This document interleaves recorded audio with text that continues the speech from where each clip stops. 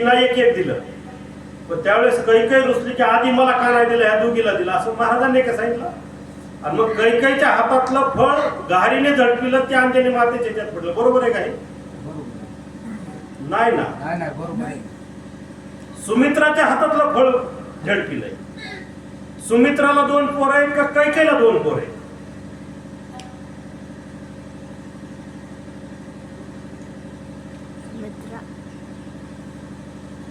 सुमित्राच्या हातातलं फळ घारीने झडपिलं, त्या अंजनी मातेच्या ह्याच्यामध्ये पडलं आणि त्या एका फळाच्या हनुमानात आपल्याला माहिती. पण मी त्याच्यावरती बरंच पाहिलं. तुम्ही आता मोबाईलवर बी टाका, गुगलला टाका. मी 2-4 महाराजांना विचारलं, म्हणून मी आता सुद्धा विचारलं. सरांनी वाचण्यात असं भरत लक्ष्मणाला भाऊ कोणता का लक्ष्मण एकटाच आहे? लक्ष्मणाच्या भावाचं नाव काय? शत्रुघ्न. भरत शत्रुघ्न लक्ष्मण राम आणि लक्ष्मण सेपरेट भाऊ. ह्याच्यामध्ये या आता जी युट्यूबला ह्याला गुगलला जी माहिती आहे, ह्याच्यामध्ये लक्ष्मणाचा भाऊ शत्रुघ्न दाखवलाय आणि भरत आणि आपण म्हणतो शत्रुघ्न, दोन्ही राम लक्ष्मण भरत शत्रुघ्न. कैकेयीला 2 मुलं का? मग सुमित्राला 2 मुलं दाखवतोय. त्या दिवशी महाराजांनी सांगितलं, म्हणून मी नंतर आमचे 2-4 जण बसलो, चर्चा झाली तर ते म्हणले कैकेयीला एकटा भरतच आहे, सुमित्रेचा लक्ष्मण आणि शत्रुघ्न हे 2 आहेत. बरं असो, त्याच्यावर पाहू आपण, कारण नाही माहिती असावी म्हणून तुमच्याशी चर्चा केली. म्हणजे ज्यावेळेस हनुमानाचा जन्म झाला तो या फळामधून झाला. एकटं फळ अंजनी मातेनं शिवला आणि या तिघीमध्ये ते अर्ध झालं. आणि ज्या या दोघीने अर्ध दिलं म्हणून ती 2 मुलं झाली. अशा प्रकारची आख्यायिका आहे. परंतु हनुमान हे 4थ्या एका फळाचे म्हणून ताकदवान. म्हणूनच आपण म्हणतो अंजनीच्या सुता तुला रामाचं वरदान, एकमुखाने बोला जय जय हनुमान. हे प्रभू रामाचं वरदान असल्यामुळं जन्म घेतल्याबरोबर सूर्याला धरायला जाणारा म्हणजे हनुमानराय. पण हनुमानराय हे राम आणि हनुमानरायाची भेट कधी झाली? महाराज पार सीताचं रावणाने हरण केल्यानंतर ज्यावेळेस राम सीतेचा शोध घेत निघले, शबरी मातेच्या आश्रमात गेले, त्यावेळेस शबरी मातेने सांगितलं की तुम्हाला सीता शोधण्यासाठी मदत सुग्रीव करल आणि तो या किष्किंधा नगरीमध्ये आहे. आणि वालीने त्याची सुद्धा पत्नीचं हरण केलंय, त्याला राज्यातून हाकलून दिलंय.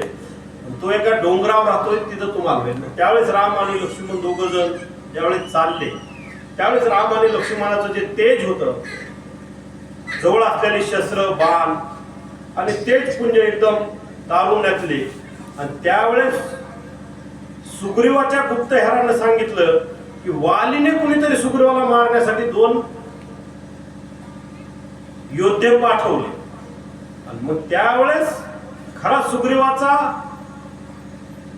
प्रधान सेवक, सुग्रीवाचा बजरंगबली हनुमान आहे. ज्यावेळेस सुग्रीवाला मारण्यासाठी राम आणि लक्ष्मण आले तर असं त्यांना वाटलं.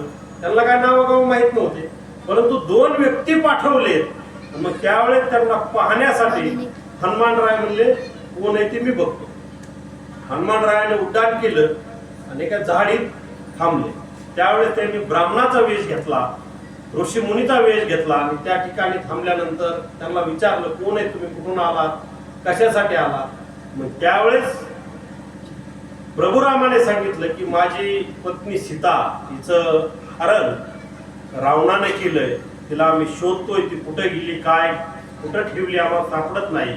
आणि सीतेच्या शोधामध्ये आम्ही चाललो आणि अशी आम्हाला आवश्यकता आहे. आणि शबरी मातेने आम्हाला सांगितलंय की सुग्रीव हा तुम्हाला मदत करेल आणि त्याच्याकडे खूप सैन्य आहे आणि त्याच्या सुद्धा पत्नीचं त्याच्याच भावाने हरण केलंय आणि राज्यातून त्याला हकलून दिलंय, त्यामुळं तो तुम्हाला मदत करेल.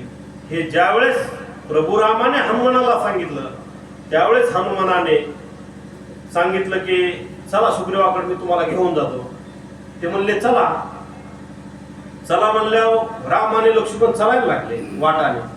हनुमानराय म्हणले कुठं चालले तुम्ही? खूप डोंगरावर उंच जायचंय, चलत किती वेळ लागेल जायला? माझ्या खांद्यावर बसा. अरे म्हणले तू आमच्यासारखा, आम्ही दोन तुझ्या खांद्यावर पाठल्यावर कसं तुला चालता येईल एकट्याला? तुम्हाला देवा माहित नाही म्हणले, माझी ताकद काय आहे, तुम्ही माझ्या खांद्यावर तर बसा. नाही नाही म्हणले, कस काय तुला, आम्ही तू सारखे तुझ्या खांद्यावर आम्ही दोघं, तो चालायचा ना आम्ही तुझ्या खांद्यावर बसायचं. म्हणलं चुकीचं आहे नाही, हे धर्म सोडू नये, तुझ्या अन्याय होईल तो एक. मग त्यावेळेस हनुमानाने ब्राह्मणाचं घेतलेलं रूप सोडून दिलं आणि त्यांचं मूळ रूपामध्ये आले. ज्यावेळेस ते शरीर बलाढ्य केलं तेव्हा दोन्ही हात जमिनीवरती ठेवले आणि मग हाताने प्रभू राम एका बाजूने लक्ष्मण एका बाजूने दोघं खांद्यावरती बसले आणि त्यावेळेस सुग्रीवाजवळ त्या ठिकाणी उड्डाण करून त्यांना नेलं. आणि त्या ठिकाणी नेल्यानंतर सुग्रीवाने ज्यावेळेस परिचय करून दिला त्यांच्या सेनापतीचा त्यांच्या सहकार्याचा, त्यावेळेस प्रभू रामचंद्रांना हनुमानाची ओळख करून दिली आणि हे हनुमान राय हे सांगितले. तिथून पुढे जी त्यांची स्वामीवरती निष्ठा झाली, जे प्रभू रामाचं फक्त नामस्मरण आणि कारण साक्षात देवाचा सहवास लागला, पाठीवरती थाप, थोरा मोठ्याची पडावं म्हणतो आपण, साधू संतांचा आशीर्वाद मिळावा आपण म्हणतो, त्याप्रमाणे स्वतः साक्षात देव हनुमान रायाच्या अंगावरती हात ठेवून खांद्यावरती बसलेले. आणि मग त्यावेळेस तिथून पुढं स्वामित्व हनुमानाने स्वीकारलं आणि सीतामाईचा शोध घेण्यासाठी आपल्या सगळ्याला माहिती सगळं सैन्य घेऊन गेले. ज्यावेळेस गेले त्यावेळेस ते सगळ्या सुरुवातीला अशोक वाटिकेमध्ये त्यांनी प्रवेश केला. कुणाला जाता येत नव्हतं, लंका कुठे इतक्या लांब कसं जायचं. मग त्यावेळेस प्रभुरामांना हनुमानाने सांगितलं आज्ञा द्या आणि आशीर्वाद द्या, मी हे काम फत्ते करून येतो. जो व्यक्तीने जलमता सूर्याला धरायला गेले त्यांना काय ते अवघड आहे, समुद्राचं सूर्याला धरायला जायचं सोपी गोष्ट आहे का. मग त्यावेळेस हनुमानाने उड्डाण केलं आणि लंकेमध्ये गेले. त्या ठिकाणी गेल्यानंतर अशोक वाटिकेमध्ये सीतामाईला ठेवलेलं होतं, त्या ठिकाणी पाहिलं. मला हा इतिहास आपल्या सगळ्याला माहिती आहे, परंतु धर्माचं काम मला उभी सोडायचे नाही म्हणून स्वधर्म जो सांगितला, धर्माचं काम करण्यासाठी चाललं. कारण सीतेचं हरण करणं हे पाप आहे, दुसऱ्याच्या स्त्रीला आपल्या बरोबर घेऊन जाणं हे पाप आहे. आणि ज्या वेळेस दुसऱ्याची स्त्री त्यांनी पळून नेली आणि ती शोधायचं काम हे धर्माचं काम आहे, सत्याचं काम आहे. सत्याच्या कामामध्ये ताकद किती असते. तर एकटा माणूस भारत देशामधून सर एकटे हनुमान श्रीलंकेत गेले. आज गल्लीतली गल्लीत, त्या गल्लीतला कुत्रे ह्या गल्लीत आणते, ह्यातले सगळे कुत्रे चावतून पडतात. ह्या गल्लीतला माणूस दुसऱ्या गल्लीत गेला तर लावून बुजून बोलतो, नग बाबा त्याच्या गल्लीतून चालू काय काय बोलाय. दुसऱ्याच्या गावात गेला तर माणूस किती मोठा असला तरी त्या गावापुढे राव काय करू शकत नाही, त्याला गपचिपत बसून गोडत बोलावं लागतं, तेव्हा काय ताईटपणा करू शकत नाही. परंतु अख्ख्या भारत देशामधून एकट्या माणसाने हजारो कोस दूर उड्डाण केलंय आणि लंकेमध्ये पाय ठेवला आहे. सीता मातेचा शोध घेतलाय, भूक लागली म्हणून काय खायची तर फळं खायची. कोणाचे खायचे, आता गावात बी का व्हायना, एखादा आपल्याच गावात समजा 10 झाड आहेत आंब्याचे, जे रागीट माणसाच्या झाडाखाली कुणीच जाणार नाही. जो गरीब आहे, जो काय म्हणणार नाही, त्याच्या जाऊन काय रे आपण पटकीने 2-4 तोडून आणतो, ह्याला काय भ्यायची, हो काय करतोय. पण निबारा असला दाटकेने हाणणारा, हे नका बाबा काय ह्याला वादाची बाहेर, त्याच्या तिकडे जायचंच नव्हतं. पण उड्डाण करून तिथे गेले तर फळं कोणाचे खायचे, गरीबाचे नाही, डोंगरातले नाही, सरकारी जागेतले नाही, फारिटात नाही. रावणाची जी विशेष त्यांनी स्थापन केलेली अशोक वाटिका आहे, त्याची आवडती जी फळबाग आहे तिथं जायची. पण खायची कवा रात्रीचे, तर आपल्यात काय नेहमी रातचं फळ तोडू नाही, कारण झाडं पण मला झोपलेले असते. झाडं झोपलेले म्हणून हनुमानरायांनी काय केलं, गेलं की आधी झाड हलवायचं. बरं ते कोण हलवते, आपल्यासारखेच काम आहे का हनुमानरायाने. त्या केळीचं झाड जर हनुमानरायाने हलवलं तर राहील का, एकदा दोन हल्लं की उपटून गेलं. वर आंबेत लागलेले, आता मस्त उड्डाण करून हाणता येतं, उडी हाणून खाता येते, पण कशाला तसं खायची. बुडात बसून हलवलं, आंब्यात झाडून खाली पालतं पाडलं मग खाल्ली. अशा प्रकारे पोटभर फळं खाल्ली. जेव्हा बरीच झाडं कडाकडा मोडता घेतली तेव्हा तिथले राखणदार जागे झाले. अरे म्हणले कोण आहे नेमकं, काय चाललंय. येते तर बघते ते बसलेले आरामशीर हनुमानराय गदाजवळ ठेवलेली नुसते फळं खाते. आले 2 तिथले राखणदार, ते तुडमुडे राखणदार म्हणजे काय, आता नोकरी लागायचं म्हणलं ताटून घ्यायला लागली. मग एक जण मागून बुक्या घालतोय, एक जण पुढून बुक्या घालतोय हनुमान राहायला, त्यांचं खायचं चालू, मारा म्हणले काय लागायलाच काय तर काय करते ना. आणि मग खाल्लं खाल्लं ह्याची अडवणी करणं थांबा. मग दोघाला धरला हातानं, दोघा धडक खाल्ली, दिले फेकून बा. फेकून दिले की घाबरले की सेनापतीला जाऊन सांगितलं. आता काय वर चाललं की बॉसला जाऊन सांगतो. बॉस आला, हा म्हणला कुठं एक माकड आलंय, माकडाने हल्लं म्हणून रडत आला तिकडे, येडीबिडीत का काय झाला म्हणला. आला 7-8-10 जण घेऊन आला की दाव आणलं, दाव म्हणले बांधा ह्याला फेका. आता सेनापती आपला फकीर आता मोठं लय अधिकारी झाले. होय सर तुम्हाला माहिती आहे मोठा अधिकारी वरता रोबाबच सांगतो का आम्ही बारके. मग लगेच त्यांनी धरे धरे धरे करून त्याला सांगितलं, घेतलं, बघितलं दाव्याला धरलं तर उच्चारले दाव्या सगळं तिकडचे की इकडं आणून फेकले. म्हणले आपलं कामच नाही. मग रावणाच्या मुलाचा लंकेत गेल्यानंतर बघा आता तिथल्या राजाचा रावणाचा पहिला भेटलेला मुलगा, त्याचा पहिला खून करणारा म्हणजे हनुमान. बाग तर सगळी उघडून टाकली, बागाची नासधूस केली, सैन्य सगळं पळवलं. मग त्यावेळेस तो प्रधान तिथे गेला, म्हणला काय नाही एकच माकड आलंय, सगळी अशोक वाटिका बेजार केली ना, आम्हाला लय मारले, काहीच खरं नाही. नाही म्हणले जा धरून आणा. ते तिथंच लाटलाट उडायला लागले रावणाकडे. म्हणले काय करणार. त्यांचा अक्षय कुमार उठला, म्हणला पिताश्री आज्ञा द्या, आशीर्वाद द्या, मी त्या बंदराला बांधून आणतोय. आला, सुरू केलं बांधायला, साखळ दंड काय फेकायला सुरू केले. हनुमानराय 2-4 झाडं उडली, असे रथावर टाकलं म्हणून. आता राक्षस ते मायावी, त्याने लगेच हवेत उड्डाण घेतलं. त्याला वाटलं इतकं हे माकड का वर येते, त्याला काय माहिती हनुमान म्हणजे काय येते. इतक्या लांबून उड्डाण करून आणले. ज्यावेळेस अक्षय कुमारने वर हवेत उड्डाण केलं आणि तलवार काढली वरून मारायला बघायला, तर देखू लगेच जय श्रीराम केलं की त्याच्यापेक्षा उंच. ज्यावेळेस हवेतच त्याला पायाला गरगरा धरून फिरून दोन्हीकडून 2 शरीराचे भाग करून फेकून दिला. आणि मग पुन्हा त्यांचा देवव्रतच ना, इंद्रजित त्याचं नाव काय पहिलं, मेघनाथ आला. मेघनाथ आल्यानंतर मग मेघनाथ म्हणला आता पिताश्री मला आज्ञा द्या. ज्यावेळेस इंद्रजित आला त्यावेळेस त्याने बरेच वार केले, हल्ला केला. मला सांगायचं एकच, धर्माचं काम म्हणून फक्त आपल्या भारत देशातून कोण गेले, फक्त हनुमानच एकटेच ना तिथं. त्याच्याकडे पुन्हा सगळं सैन्य घेऊन त्याचा जो प्रमुख आहे लढावाया तो तिथं आलाय. आणि इंद्रजित आल्यानंतर इंद्रजिताने नाना प्रकारचे बाण हनुमानावरती सोडले, परंतु हनुमानरायाला काहीच होईना. हनुमानराय काय त्यांच्या हातात जायना. मग त्याने शेवटचं ब्रह्मास्त्र म्हणून सोडलं. ज्यावेळेस ते ब्रह्मास्त्र आलं त्यावेळेस ते कारण ब्रह्मदेवाचा त्यांना वरदान आहे. आपण म्हणतो ना त्या गाण्यात, मग ब्रह्मदेवाचं वरदान असल्यामुळं ब्रह्मदेवाचा बाण ब्रह्मास्त्र सोडल्यामुळे त्याला हात जोडले आणि स्वतः साखळ दंडात बांधून घेतलं. मग रावणाच्या दरबारामध्ये गेलं.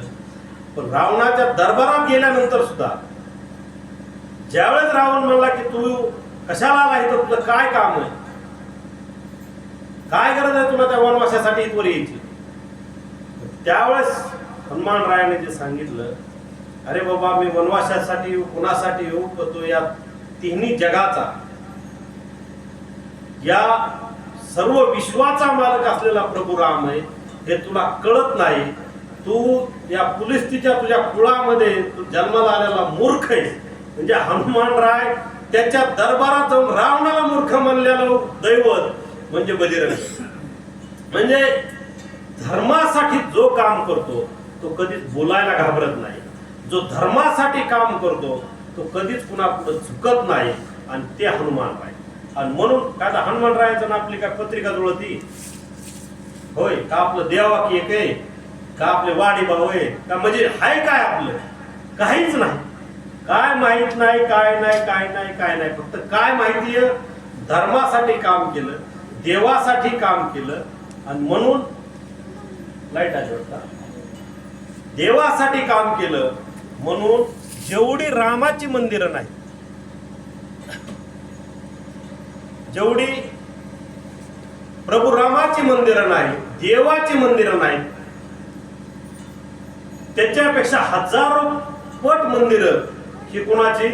भक्ताची.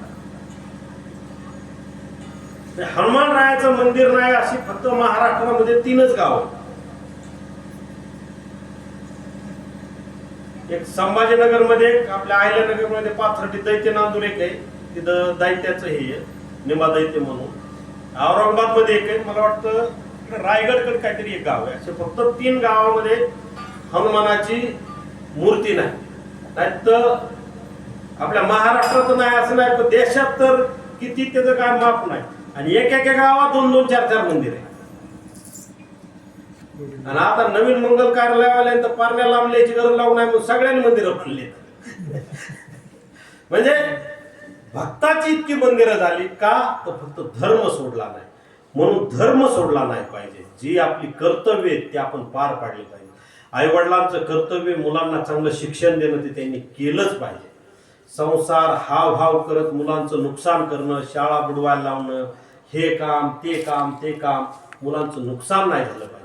मुलांचा धर्म आहे की काबाड कष्ट करून आईवडील आपल्याला शिकवतायत, घडवतायत, आपल्याला नाही ती गोष्ट आणून देत आहे, त्याचं चीज झालं पाहिजे. शाळेत गेल्यानंतर मार्क चांगले पडले पाहिजे, चांगली नोकरी मिळवली पाहिजे. नसल सगळ्याला नोकऱ्या नाहीत मिळत, परंतु गुणवान राहिलं पाहिजे, बिगर व्यसनी राहिलं पाहिजे. काय आईवडिलांची तर इच्छा असते मुलांकडून की मुलं माझी चांगली घडावेत, आणि हा धर्म.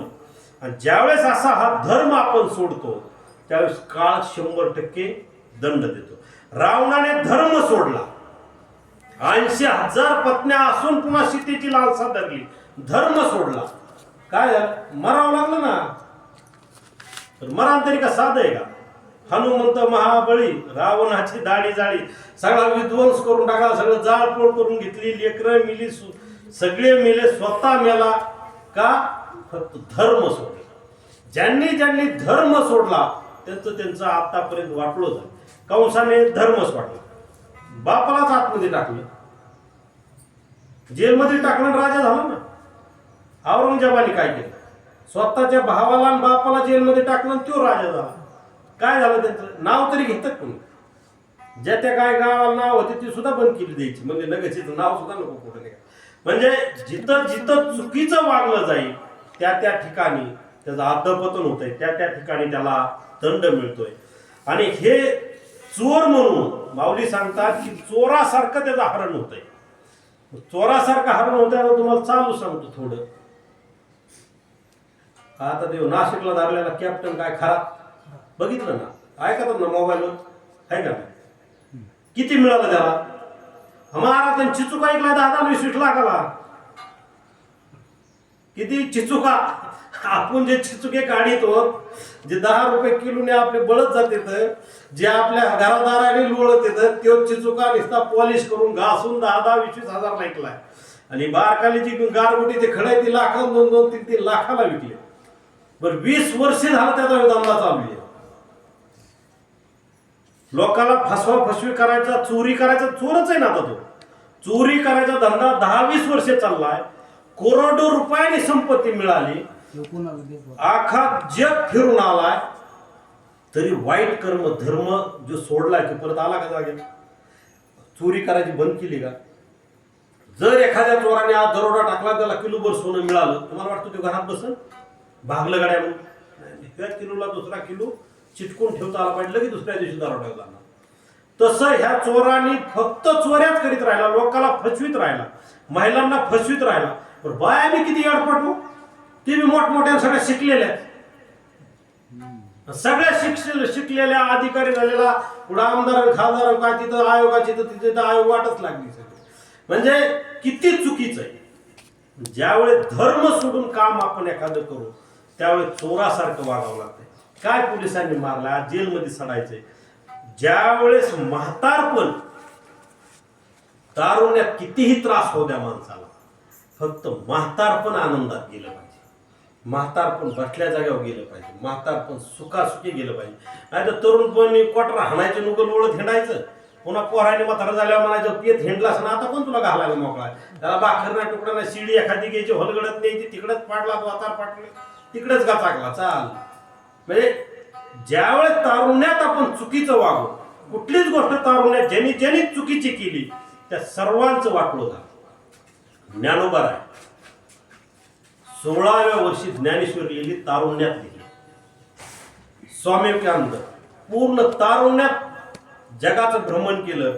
गीता हा सगळ्यात श्रेष्ठ धर्म आहे आणि सर्व बंधू आणि भगिनी हा शब्द अमेरिकेत उच्चारला तर अख्ख्या जगात नाव झालं, तारुण्यात आलं.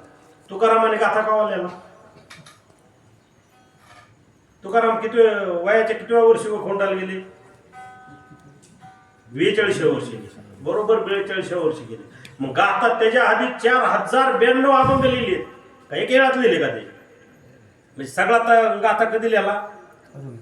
तारुण्यात लिहिला. म्हणजे जो काही चांगली घटना घडते ही तारुण्यात घडते.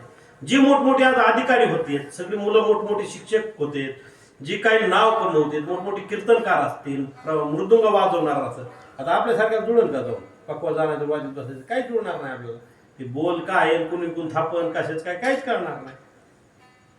परंतु लहान वयामध्ये ज्यांनी जी कला आत्मसात केली ती कला कायम टिकते. आणि ज्याने तरुण वयामध्ये नाटकं केले, चुकीचा वागला, चुकीच्या घटना करत गेल्या, त्याचं म्हातारपण वाईट झालं. म्हणून म्हातारपण चांगलं जावं, नाही तर कुठं म्हातारपण जेलमध्ये गेलं, कुठं एकट्याने कुठंतरी अनाथ आश्रमात घातलं, कुठंतरी बाजूला जाऊन पडला, ह्या म्हातारपणाला जिवंत असून काडीची किंमत नाही. म्हणून कधीच कुणी कुणाला दुसऱ्याला त्रास होईल असं वागलं नाही पाहिजे. आज आपण सर्व शेतकरी, आज माझी 3 एकर जमीन आहे, माझ्या शेजारी तुमची 2 एकर आहे, ह्यांची 5 एकर आहे. तुम्हाला माहिती, मला माहिती, त्यांना माहिती. मी माझी 3च एकर जमीन वहिती करावी, त्याच्या टोकरा टोकरी करू नये. माझ्या 3 एकर मध्ये मी हातभर हात बांधून ठेवावा. शेजाऱ्यांनी तुम्ही तुमचा हातभर ठेवा की जेणेकरून दोघाला जाता यावा येता यावा. बसत्या होता पहिली गुरु होते म्हणून बांध कापायचे, गावात आणायचे लोक. आज समजा फवारून टाकत होता आपण, गुराढोरातला विचार करीत नाही. पण येण्या जाण्यासाठी दारे धरायला जायचंय, वागायचंय, पिकय जायचंय. जर दोघांनी हा नियम पाळला तर ट्रॅक्टर निघले, माणूस ट्रॅक्टर घेऊन जातो काय नाही, सगळं काढून टाकतो, काही ठेवीत नाही. पुढच्याचे दगड पाडितो, त्याचे हुसास मोडितो, सगळं वाटोळं करून टाकतो. अरे थोडं थोडं जर जमीन पडली म्हणून बिघाडली काय? मला माहिती माझी 3च एकर, मी 3च एकर जमीन वहित करावं ना, पण मला 2-4 गुंठ वाढवायचे, तुमचे टोकरायचे, ह्या धर्म मानायचा का? चुकीचं आहे. म्हणून आज आपण शेतकरी वर्गामध्ये राहतो. आज बांधासाठी, आज आपल्या घराघरात वाद, सक्का भाऊ बांधासाठी एकमेकाला बोलत नाही. आज कितीतरी लोकांचं सख्या बहिणी एका घरात दिलेल्या आहेत, बांधापायी गावतापायी नुसती शिळी दाहनात पडली म्हणून सख्या बहिणी एकमेकीला बोलत नाही. कितीतरी घटना वाईट फक्त धर्म सोडल्यामुळे चुकीचं वागण्याचा कुणी प्रयत्न नाही केला पाहिजे. आज प्रत्येकाने एकमेकाला, शेतकऱ्याला जाण्यासाठी एकमेकाला रस्त्याची गरज असते, तो रस्ता दिला पाहिजे. प्रत्येकाने शेतकऱ्यांनी एकमेकाबरोबर प्रेमाने वागलं पाहिजे. या पृथ्वीवरती आपण भाड्याने आपल्याला वाटतं मी बांगला भाड्याने दिला, ते थोड्या दिवस आहे, 10-20 वर्षाचाच खेळ येतो, केव्हा कार्यक्रम वाजून काय भरवसा नाही. आपण या पृथ्वीवर भाड्याने, ही गोष्ट आपण लक्षात ठेवली पाहिजे. चंद्र सूर्य तेव्हापासून ही पृथ्वी, रामकृष्णापासून ही गाव आहेत, पृथ्वी सगळे काहीच राहत नाही. फक्त ही पृथ्वी जागेवर राहणार आहे, फक्त खाणारा बदलतो. आज आता समजा महाराज आपलं नाव 10 एकर जमीन आहे, महाराजांचं नाव 50 एकर जमीन, 100 एकर जमीन आहे. कारण राजकर महाराजांचं नावच मोठं आहे, जमीन मोठी धरू की काय धरा काय, प्रवचनात काय हरकत आहे महाराज? होय, आम्हाला घेऊन देत तुम्हाला. 100 एकर जमीन महाराजांच्या नावावर आहे. कवर आहे ती, जवळ हे शरीर आहे तोवर. हे आपलं शरीर गेलं की काय करते पोरं? 7-8 दिवसात उतारे काढते, तलाट्यामध्ये 2000 दर, 3000 दर, पटकीन ह्या म्हाताऱ्यात नाव काढून टाका, आमची नावं लावा, चला आम्हाला इकायचंय, टिकायचंय, काहीतरी करायचे, उलाढाल करायची, जागा घ्यायची, काय काय कवर आहे नाव, फक्त हा ध्येय तोपर्यंत. म्हणून जमीन जुमल्यासाठी, पैशासाठी हाव करून जे आपण जीवन आपलं घालवतोय, आयुष्य वायाला लावतो, ही गोष्ट चुकीची आहे. त्यामुळं आपण चांगलं जीवन जगलं पाहिजे. चांगलं जीवन जगत असताना आपण धर्म पाळला पाहिजे. जो धर्म आपल्याला संत भगवान बाबांनी दाखवला आहे, जो धर्म आपल्याला वामन भाऊंनी दाखवला आहे. वामन भाऊंनी हा सर्व दऱ्याखोऱ्यातला, डोंगर दऱ्यातला हा परिसर सुधारावा म्हणून कठोर शब्द वापरून आपल्या सगळ्यांना वळण लावलंय. संत भगवान बाबांनी 1 एकर जमीन विका पण आपल्या मुलांना घडवा हा संदेश संत भगवान बाबांनी दिला. म्हणून आज गावोगावी कितीतरी मुलं आज अधिकारी नोकरदार आहेत सगळे. का? भगवान बाबांनी त्या काळात जर सांगितलं नसतं ना की जमिनी का मुलं शिकवा, आपल्या लोकांनी निस्त्या जमिनी घेतल्या असत्या आणि फक्त जमिनी. आपला जीव जेवढा जमिनीवर महाराज तेवढा कशावरच नाही. जेव्हा आपला सगळा परिचय फक्त जमिनीवर जीव आहे आपला. आणि लेकरं नाही, बाळा नाही, फक्त बाण फुटल्याला बघू तर ते दगड टाकायला सकाळी माणूस जातो. पण पोरग म्हणलं ना मला शाळेत राजोरी सोडून या कुणी जाणार नाही. नाही पण बाण फुटलाय माती वाहून जाईल पहिली ती बुजून होती. म्हणजे आपला जीव जमिनीवर इतका असला पाहिजे आपली काळी आई. परंतु दुसऱ्याची आपली असं कधी म्हणू, दुसऱ्याच्या आईला आपली आई म्हणून नाही. म्हणून जो भगवान बाबांनी जो संदेश दिलाय की मुलं शिकवा, तो मुलं शिकवण्याचा गुणधर्म आपण घेऊन मुलांना उच्च शिक्षित केलं पाहिजे. आज समाजामध्ये शिक्षणाचा प्रसार खूप आहे परंतु मुलांनी त्याचा फायदा चांगला करून घेतला पाहिजे. आईवडिलांच्या कष्टाचं चीज केलं पाहिजे आणि तोच मुलांचा धर्म आहे. आणि हाच धर्म जर आपण पाळला तर आपल्या जीवनाची उत्क्रांती होणार आहे. म्हणूनच अशा भव्य दिव्य असं सप्त्याचं आयोजन केलं जातं आणि याचा आपण सर्वांनी लाभ घेतला पाहिजे. जास्तीत जास्त लोकांना प्रवचनाला कामधंदे दिवस सुगीचे माणूसच मिळत नाही. 500-600 रुपये जोड असं नाही दादा. ते एक जणाला 500 रोज असेल, बाईला 500, गाड्याला 600 तरी असं 700. म्हणजे माणसं मिळत नाहीत. पण रानामाळात माणसं ऐकतात प्रवचनाला. कारण मला नव्हतं माहिती, मी मातकुळला प्रवचन केलं वाटतं तुम्हीच होते मातकुळा मंडपला मागे 2-3 वर्ष नाही का. मग तिथं प्रवचनाला होतो, माणसं कमी होती म्हणून महाराज मी प्रवचन 25-30 मिनिटातच वर केलं. म्हणजे जाऊ पुढे माणसं एवढी येतात म्हणलं. पण परत मी पुढे आल्यावर जरा गाडी थांबवली. मला महाराज सांगायचं की राव म्हणजे तुम्ही ऐकायला काय सांगत बसू तिथं. अहो मला हिथंच चांगलं ऐकू येते तिथल्यापेक्षा. म्हणलं असं आहे का. मग मी त्यावेळेस माणसं कमी असो जास्त असो प्रवचनाला गेलं की लवकर जायचं आणि प्रवचन आपलं सुरू करायचं.